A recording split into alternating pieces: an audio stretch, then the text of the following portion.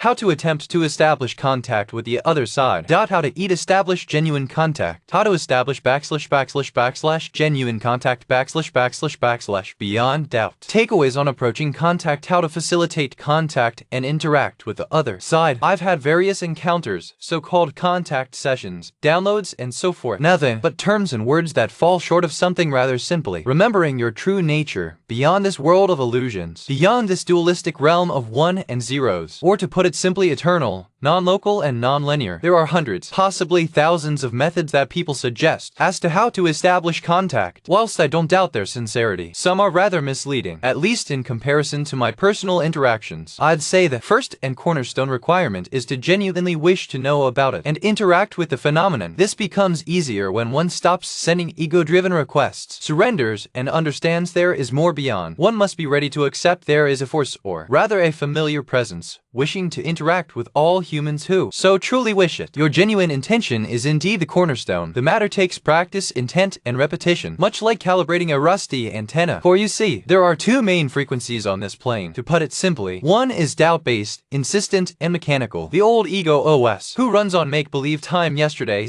/ guilt plus tomorrow's / anxiety. The ego demands proof and immediate answers. The self, on the other side, only answers when called upon and followed up on. It is non-linear, patient, and never insists, only reciprocates true intent. To wish to know more beyond this realm of illusions, those who align themselves with this frequency, those who learn how to distinct between them, will be ultimately compensated. The sighting of orbs, seeing numbers in repetitions of at least 3 sets, 111, 777, 333, etc. Goosebumps in a good way. The goosebumps or synchronicities mean nothing per se as a single anomaly, but rather they are mirrors, lighthouses that suggest to observe the moment and your thoughts in said given time. Realize the consistent inconsistencies of this realm and pay attention to what's happening in your life at said moment. To listen to the subtle calling deep within your consciousness, to calibrate, to align, and ultimately synchronize beyond doubt. Ultimately, at the final stages, one receives dreams that feel more real than this life, memories of past incarnations,